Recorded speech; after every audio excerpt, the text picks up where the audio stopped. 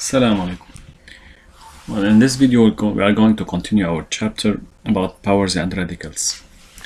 Last time we talked about the properties of integral exponents, where the exponents are integers, and we can also extend this for using these properties for rational exponents. For any real numbers a and b and rational numbers r and s, we have a exponent r times a exponent s, so this is equal to a exponent r plus plus s. The second property is equal which is a to the power r, a exponent s equals a exponent r minus s, where a different from 0, and this is normal to have a different from 0 since we have a in the denominator. A exponent r, all of it exponent s. In this case we multiply the exponents to get a exponent r times s. Also, when we have exponent, we can distribute it over a product here. This is a product, as you see. Sure, we can do this in the addition, like a exponent a plus b exponent r. This is not equal to a exponent r plus b exponent r. So a over b exponent r, in this case also we can distribute the exponent over the fractions, over the product in these two cases, and over the fractions with the suitable condition for the denominator. In this property, a over b exponent minus r, when we have a negative exponent, we can make it positive by flipping the numerator and denominator, also under the suitable conditions. The last one is actually a consequence of part 6, and it is easy to notice that we can change the position of any number by putting it in the denominator to change the sign of the exponent only, not the base. So if you have 3 exponent minus 2, we can put it in the denominator. We just change the sign of the exponent and not the base. In the next slide, we have to start with the new title.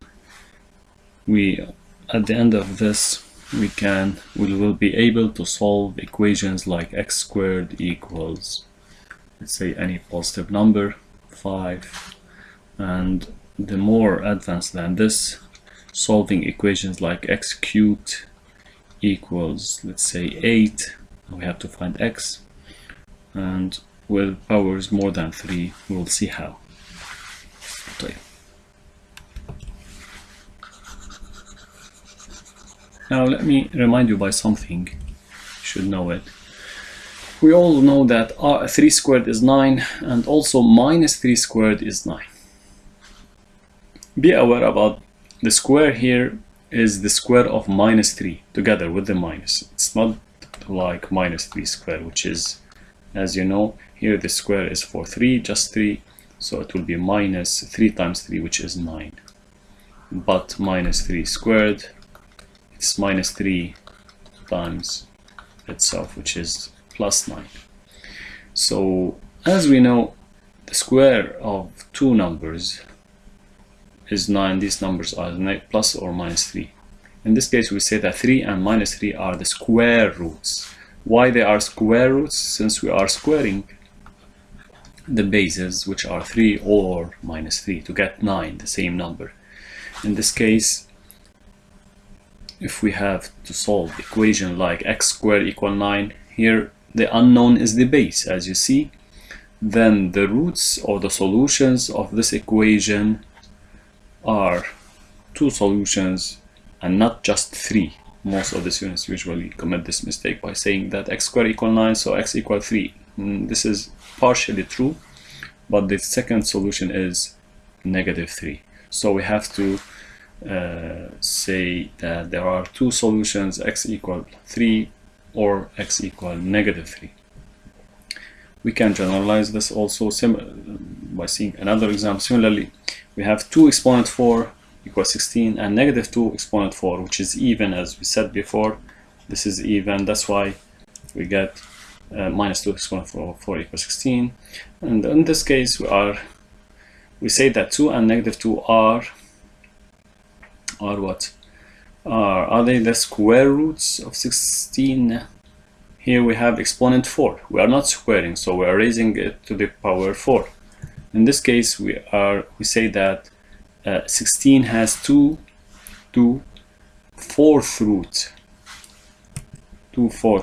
of 16, which are -2 and 2.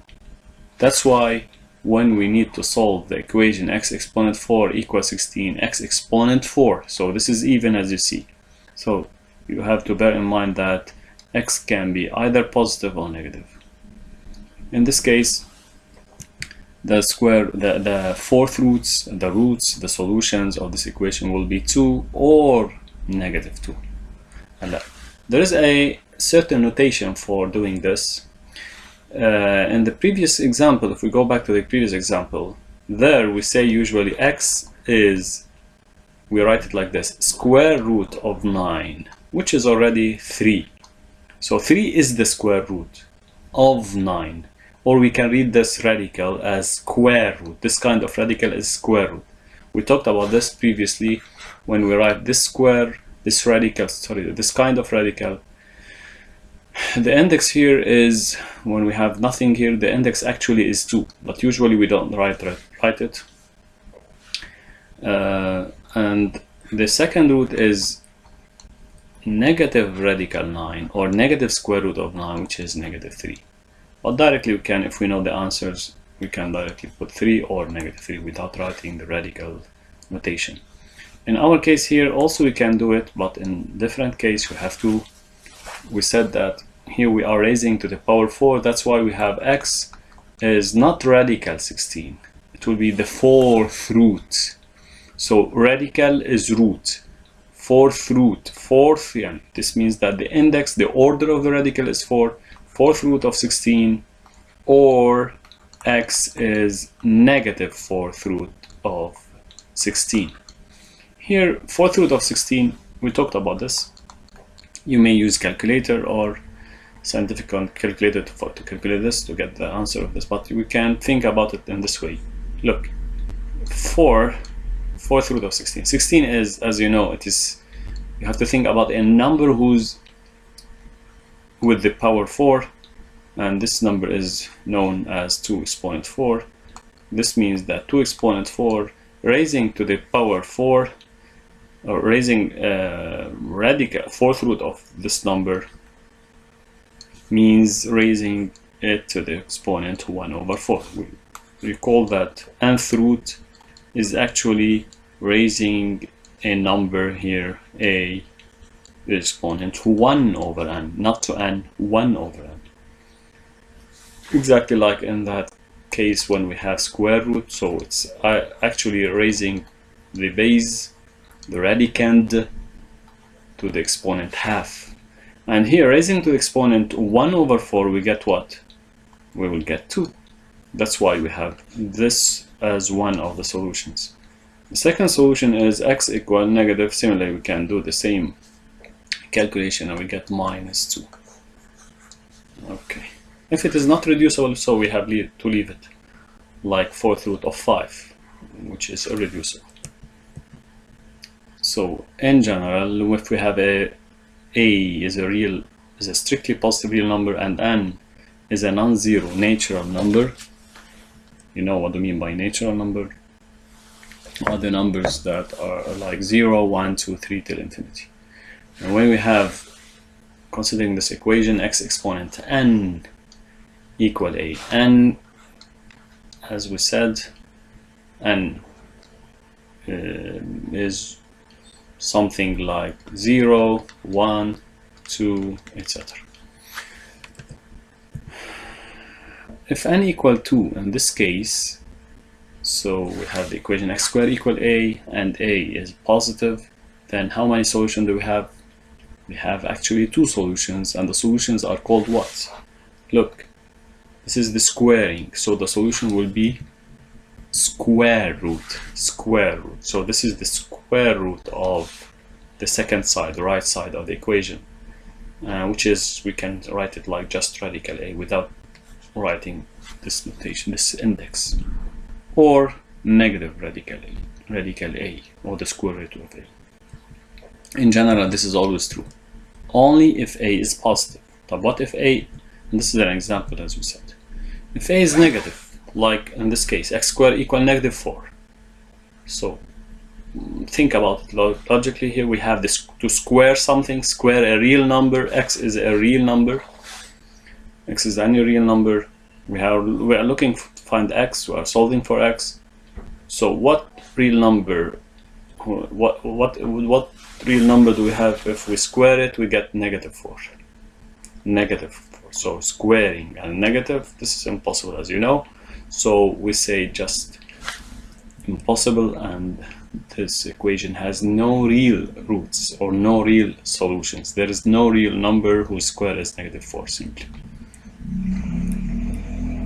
And the other case is if n equal 4, so we are dealing with exponent 4, and again a should be positive, otherwise, you know, when we have x exponent 4 equal negative, we will get no real solution again. Then again we have two solutions, and the solutions will be the, what do we call this? The fourth root of a. We read it like this: fourth root of a, or negative fourth root of a. And we can see, as an example, we saw this before in the few minutes ago. We get x equal either 2 or x equal negative 2. Going to the exponent 3, which is an odd number, as you know. For in this case, we have a note here for any real number. So here, as you notice, a can be any real number, and we previously, in the case of even, we said a must be positive. Why? To have roots. While and if a is negative, the equation will have no solution. But in our case here, when we are talking about odd exponents, so a is free to be positive or negative. While this is odd, and even if we have negative number, we may have it. So like minus 2 exponent, let's say 3, it will be negative 8. So if we are looking for this base, let's say this is unknown. If someone asks us to solve this equation, x cubed equal 8. Think about a number whose cubed is 8, and this is it, or negative 8, sorry. So it can be negative or positive, it doesn't differ. In this case, we have only one solution. We can't say x can be positive or negative.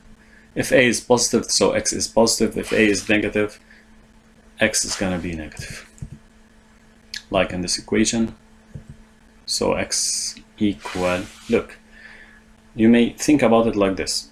If the exponent is 3, so x, the base, is going to be a radical with what index? Also 3. So we have the same index, as you see. But in this case, bear in mind that this is odd, so we have one solution. Remember, odd, we have one solution. Look, odd, the first letter is O, so remember we have one. O again, one solution. Always we have one solution. In the case of even exponents with a positive, being positive, we have two solutions. And if a is negative, sure, there's no real solution or no real roots. X cubed equal negative 8. Here we don't have any problem with negative 8 on the right side, negative number, negative value. Why? No, this is odd. So always, as we said, O was the first letter, so we have only one solution. Always we have solution, even if the right side is negative. So x is going to be a negative cubic root of 8. We call this cubic root of 8, or the radical with order 3. Simply cubic root.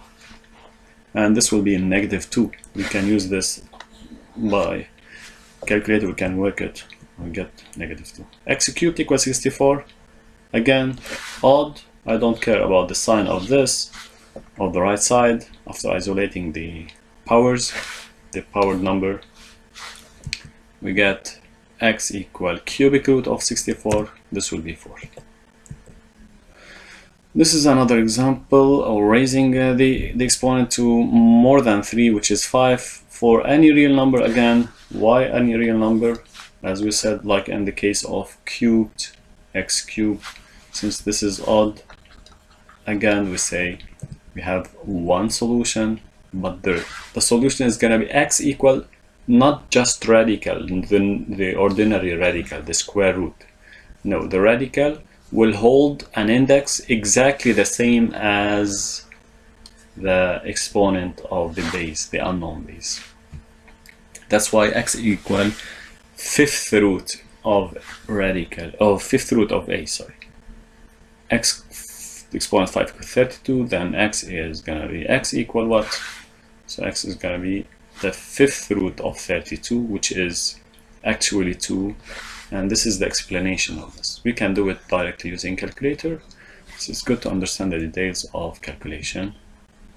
X exponent 5 equal negative 243. And we don't care about the sign when we see the odd number or the exponent.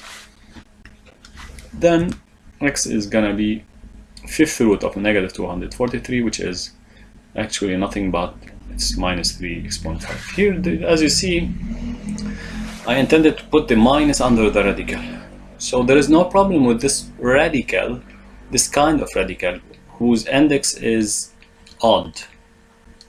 There is no problem. You may check it using your calculator, scientific calculator. Fifth root of minus 243. It's not undefined like the cases of radical, the square root. When we put any negative number, you know, this is undefined. It's not real number.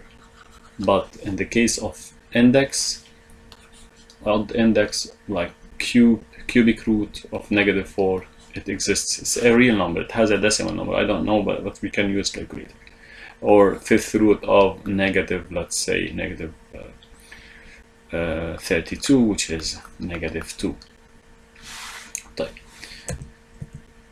So a summary for the full chapter, or this part of this chapter, solving equations in this form.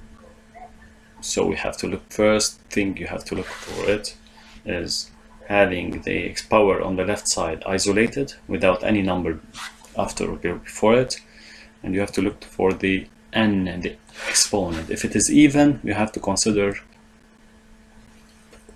certain cases. N is odd. If n is even, if a is positive, and if a is negative. Ask yourself, if n is even and a is negative, as we said, there's no real solutions. But if a is positive, how many solutions when we guess? In the case of even exponent, exactly, yes, we have two real roots that are what? X equal nth root of a or negative nth root of a. This is the case with even n. If a is negative, then the equation admits no real roots. We talked about this. If n is odd, then it admits a unique root, only one root, one real root. Always we have one real root, which is x equal nth root of a, whether a is positive or a is negative. Remarks, very important remark. This we have to take it into consideration. If we have a radical with even index, so under the radical, the radicand is the thing under the radical, whatever we have index. This is called the radicand, positive or zero. So the result exists. Exists means it's a real number. It is a real number. The answer is a real number. While if we have even index here, over there, and the radicand is negative, the whole thing doesn't have any sense, so does not exist. It's not a real number. Odd, and with odd index on the radical, so we can put under the radical whatever we have, like a cubic root. We talked about this, minus 4 cubic, fifth root of negative 1, or whatever, and so on. And also can be sure it can be positive. There's no problem with the positive. We are concerned about the negative radicand. So properties. we know these properties in the square root. The nth root can be applied the same with a positive b positive in order to ensure the existence. Also, radical a over radical b is equal to radical a over b. Nth root of a, similarly we can use it. This is the generalization.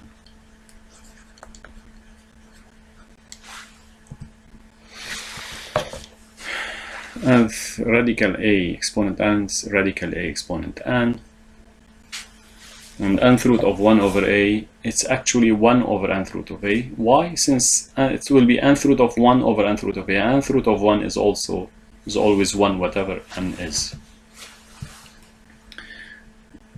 These are small hints, we can use them whenever we need. We can multiply when we have radical under radical, we can multiply the index with the index. It's optional to use them, and this is always true.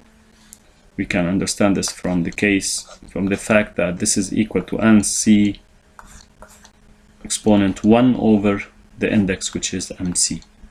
So we can cancel c with c, we get a exponent n over m. Again, it will be like that. And these are examples, so it's simply multiply 4 with 3, we get 12th root of 10. Here, what index do we have here? Actually, there is 2, so this will be 6th root of 7. And this is another example and example. Okay, thank you for watching.